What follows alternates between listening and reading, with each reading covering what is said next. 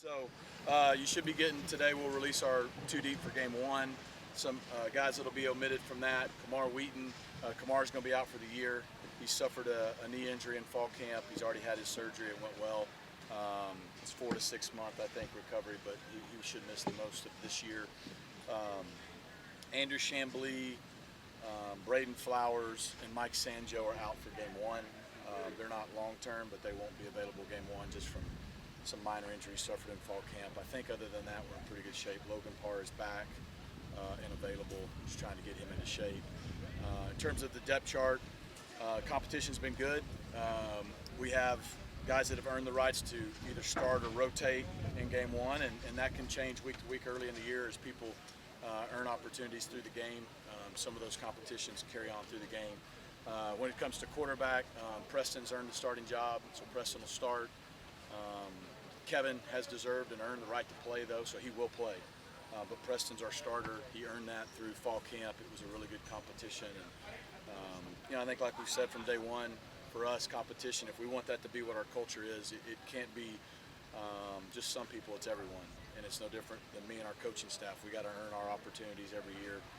It made everybody better. I think both Preston and Kevin have handled it great, and also we got a lot of confidence in Keldrick Lester. So now we got to go play somebody and see how we do in games. Have you guys formulated a plan for playing both, or what that looks like? Or? Yeah, we have an idea. Make no question, Preston's our starter. He earned that in this fall camp. But Kevin performed well, and so he deserves to play. He earned the right to play. Our team believes in both of them. I think they showed that. They overwhelmingly voted Preston as a captain. Says what they think about him, but they also voted Kevin as a captain. So I think that just shows the respect and belief they have in both those guys. So we have an idea and a plan, and we'll let you guys in Nevada figure it out at the same time. What's the loss of Kamara to you? It happened, honestly, the second day of fall camp. We never even made it to pads. It was a non-contact injury. I hate it for him. Took a few weeks, and then just the only option was to go ahead and repair it. Good news is he should make a full recovery by January, February, March, somewhere in there. So now the challenge for him is to show the maturity and have a great semester academically. He's trending and getting closer to graduating, and if he has a good fall and rehabs it right, he could be 100% by spring ball when the opportunities will still be there for him. So I hate it for him. Obviously, from a depth standpoint, we lose a guy. I think Richard and LJ and Jalen have all three had a solid camp, are healthy. And then you got guys like Zane Minor and then Derek McFall, our freshman. But that's kind of the guys we got. And then I think people have seen Roger Daniels can play some running back too for him too. With Preston and Kevin, what did you see from both of them in fall camp in terms of where they took the steps forward that you wanted to see? They both were comfortable with what we're doing. I think they both got better as camp went on. First couple days, you could tell, especially for Preston, some rust and just. But I think as the camp went on, they both got better. They didn't stay the same. That's what you look for, and they both moved the offense. And both times when we, had live action or scrimmage or moved the ball action, they moved the offense. They both put the ball in the end zone. Overall, both did a good job of valuing the football. There were some days that it wasn't as good as others, but I just think they both showed that they're what they should be after 2 years for both of them, comfortable in what we're doing. And now we just got to get them in the game and let them play. And obviously Preston has more game experience than Kevin, but the game experience Kevin got at the end of the year last year is pretty invaluable. So good to see him get in the game, and our coaching staff, our team believes that honestly whichever one's in there, we should be moving the football, and that's our expectation. As players, what are the differences that you see between their two styles? Yeah.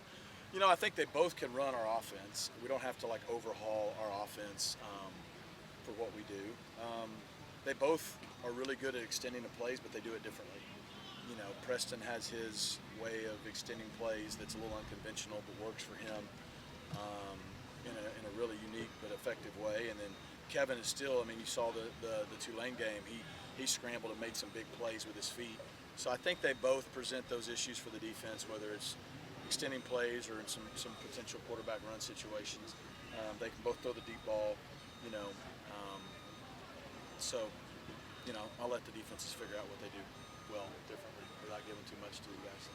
Obviously, you have to prepare for the other team, but especially first game of the season, especially with the coaching change and roster overhaul that they've had, how much of game prep is mostly focused on you and how much of it is focused on Yeah. that and what you expect them to do? It's an easy answer to say it's about us. You know, every coach in America is probably saying that right now, and we're not wrong. Like, we got to go out and take care of us and play, be excited to play. You know, we got to be disciplined. You know, a lot of times, first few games of the year, you see a lot of penalties. You see the sloppiness, particularly with offenses, balls on the ground, special teams. How crisp can we be early on in the season and hopefully mitigate some of that rust that is often there? But at the same time, I mean, it is a challenge. You know, they've got a brand new head coach. He's got experience in his one as a head coach. They got two new coordinators that weren't coordinating last year at places, and so you're trying to piece it together. You know, obviously expect them to be a little bit like Kansas was on offense. A lot of unbalance, a lot of option element football, a lot of tempo when they can. So it's good that our defense sees tempo often. And then, you know, defensively, I just think both the DC and the head coach have been together before. They're very sound. They keep everything in front of them. I think they'll have those guys playing hard and knowing what to do. They don't bust a lot. You can tell teams that are like them, at least schematically, what we anticipate. While they're not complex, they're pretty good at making adjustments because they don't do too much. So I think, look, we're gonna have to execute at a high level to move the ball, particularly in the first game. When it comes to the other captains that were voted, I think J.O., Elijah, Jonathan McGill, Kobe Wilson, what did you see from them as far as leaders this offseason and just stepping up into those roles even more for some of those guys? Yeah, I mean, we got 26, 7, something like that, seniors. We got a lot of guys, I think. We got some guys that didn't carry the votes for captain that I think are excellent leaders. So, but specifically to the ones that our guys, the team voted as captains, I mean, I think Elijah Roberts, he did a nice job coming in year one and letting his play kind of speak for itself and earn that kind of respect. But this spring and this summer and fall camp, you know, he's not a rah-rah guy, but he's vocal when he needs to be. He just, you can tell though that defensive front goes at his pace. I think Kobe Wilson's had an awesome offseason. You know, he came in year one and again, same thing. Didn't try to do too much, just became a part of the team. But now, you know, performed well, and I think both those guys felt like they could step up in leadership roles, and they've done that naturally, and our guys believe in them. And I think Jonathan McGill's done that since he stepped on campus here.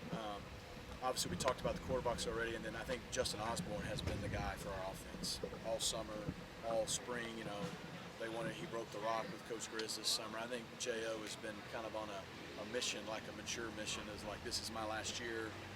I want it to be my best year. And, just been really proud of how he's not just worried about himself. You know, he's been the guy that when we're not practicing at our standard on offense, has been pretty vocal. And I think that says a lot coming from real line. Kind of going off J.O. and that offensive line, he, Ja'Kai, and PJ kind of seem like they've held their spots, but the right tackle, left guard spots kind of jumbled. What have you seen as, you know, you, Coach Woods, and Coach Justice have tried to kind of solidify that for weeks? Yeah, I think J.O. and Ja'Kai, a lot of experience, and they've solidified, you know, the inside that they should be playing. PJ's had a really good camp at left tackle. I mean, he's been really steady. He may have had the best camp of all of them. And then, you know, we know what Logan can do, so getting him back in the last week's been good. We just got to get him into game shape, but physically he's good. To your point, that right tackle spot, you know, we lost Chamblee the first week. Again, he should be back. He's week to week at this point. I wouldn't rule him out for game 2, but he's definitely not going to play this week. But he's trending. He was working at right tackle. Savion Byrd has worked at right tackle and some guard. Nate Anderson's worked at right tackle and some guard. So we feel like those 3 guys will kind of be vying for that. And then, you know, Ben Sparks is getting healthy again on the inside. So that's probably our top, you know, 8 or so guys. And when we get Chamblee back, and that's pretty good depth overall. But to your point, we got to see. It's one of those positions we got to get in game and see who settles down at right tackle and gives us that stability we need. Seems like there's a lot of excitement around the program, around the city. You coming back another year, the season you had last year, going into a new conference. What's the excitement inside the program, getting ready to get started again? Yeah, I mean, I think the excitement inside the program's at an all-time high too. It's just we're the ones who kind of got to live in the moment day to day, and if you get too far removed from the present, you start thinking about the ACC. We don't play an ACC game till September 28th. You know, you start thinking about the new facility we move into next week. We don't move in there till after our first game. there's a lot of excitement. The guys are excited for the schedule, excited to play on a big stage, excited to play at our new stadium, the new facility. All those things, they feel it. They feel the energy. But hopefully we've done a good job, and we've tried to we got to worry about what we can. Like, we got to go beat Nevada. If we don't beat Nevada, it's not going to be near as fun moving to that new facility. And if we don't have a good non-conference slate, then when Florida State rolls in here, it's not going to be near as fun, and so on and so forth. So the energy's there and the excitement's there. It's never been a better time. It's hard to put into words, and they feel it. And as a coach, you don't want to overplay that, because you want them to be them and be loose and go play. And I think they've done, at least from what I can tell in practice, a good job of that. So hopefully Saturday we're loose and we just go play and do what we do. You mentioned the 26-something seniors that you guys have, and a lot of veterans on this team. When it comes to just how you expect them to start and perform, is it maybe different than last year in a season opening game? Are your expectations higher based comparatively to last year, maybe? I expect us to go out and be mature and be ready to play and be prepared. And that's what we've talked about this week. Everybody has a first game. Everybody has first game jitters, and we're going to make mistakes, and we're going to do some things, and we're going to have to make adjustments in game to find a way to win the game. But everybody's got to do it, so we want to be the most prepared team in the country for our first game, whatever that looks like. I think our staff and our team has done a nice job the first 2 years. We were ready to play both of our first games, but none of that helps us this Saturday. So I thought we started well last year against La Tech. Hopefully we can have a similar start this year, but going on the road, new staff, new everything for that opponent that used to winning, playing in the altitude, all those things. It's a great challenge for us to get our season started.